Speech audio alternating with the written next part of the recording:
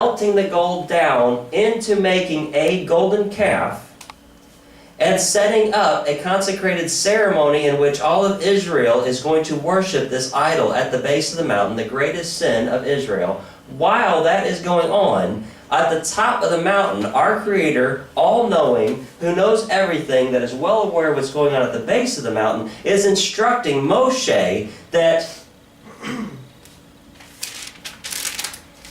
have Aaron your brother brought to you from among the Israelites, along with his sons Nadab and Abihu, Eleazar and Ithamar, so they may serve me as priest. Make sacred garments for your brother Aaron to give him dignity and honor. Tell all the skilled men to whom I have given wisdom in such matters that they are to make garments for Aaron for his consecration, so he may serve me as priest. These are the garments they are to make: a breastpiece, an ephod, a robe, a woven tunic, a turban, and a sash. They are to make these sacred garments for your brother Aaron and his sons, so they may serve me as priest. Have them use gold and blue and purple and scarlet yarn and fine linen. And go through and read the rest of this. Read about the consecration of the priest. And while these instructions are being given, think about the possibility that that very moment Aaron is making the worst decision in history.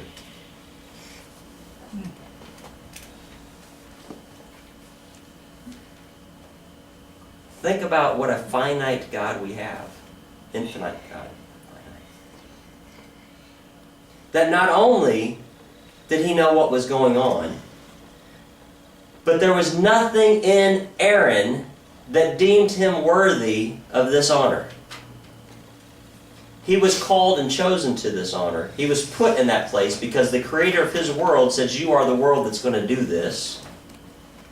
And put him in that position and set up, while he was in the midst of his sin, set up the process of redemption for him. Because imagine if there was any spirit, heart, or soul in Aaron whatsoever, imagine yourself being the man who took the gold from the Israelites, formed the golden calf, and hosted a celebration to this idol. Imagine you being that person, and then standing before the built Mishkan and being dressed up with these garments and going through the ceremony that's prescribed right here. I don't know about you, but to me, I would be shaken to my core.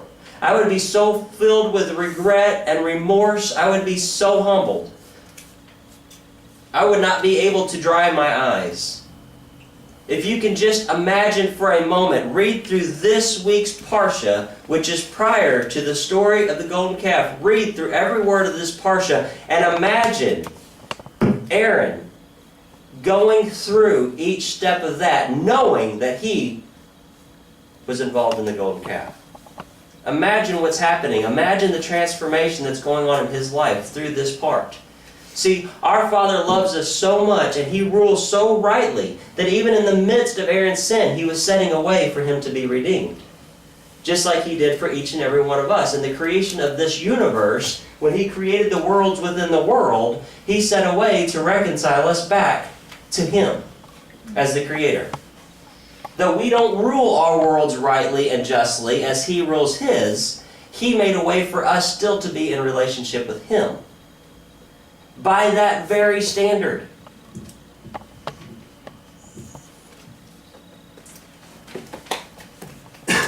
So, just encourage everyone to have a place, a space, spiritual place in your life. Somewhere to go, some way. Have you ever heard the expression, go to your happy place? I don't know if you've ever been, have you ever started a new job? And while you're learning the job, it just doesn't seem very, I don't know if anybody else, I've been in management most of my life, so I've experienced this numerous times. But you go in and you take on a job, and as everything's being explained to you, and other people working in the environment are explaining to you how stressful it is here, you don't yet feel the pressure. You don't yet feel the stress. Because you're not under it, you're not involved, you're not engaged in it. But then once it's like you're almost separated from it. And when I get into a work environment where I'm under that stress and that pressure and I start feeling it, I remember the fact that there was a day that I was in this place and didn't feel this pressure, and I'm able to withdraw myself. This is a personal experience, but I'm able to, in the midst of pressure and stress, I'm able to step back and focus on that corner right over there in the room. And I can stare at that corner and I can realize that there's no sound in that room. There's a lot of noise going on right here. But in that corner over there, there's no sound going on. And I just focus on it and look at how still that chair is over there in the corner and realize that there's not as much chaos as what I'm perceiving in this universe. And we need to go to a place like that in the spiritual.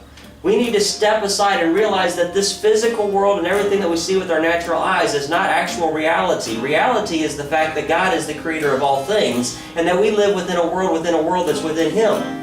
That He is in control of all things, and we have to withdraw and go to this space and this place, and we need to acknowledge that. We need to go to Him and offer the sacrifices. We need to take a look at ourselves. We need to go in and see from the light of the menorah. There were no windows. What lit the room? It was the light of the menorah. We've got to go to a place where we can only see the light that He provides for us and eat of the bread that He provides for us. And it's not a bread that we eat with our lips to fill our bellies. It's the bread that we need for life. It's Yeshua HaMashiach, the bread of life.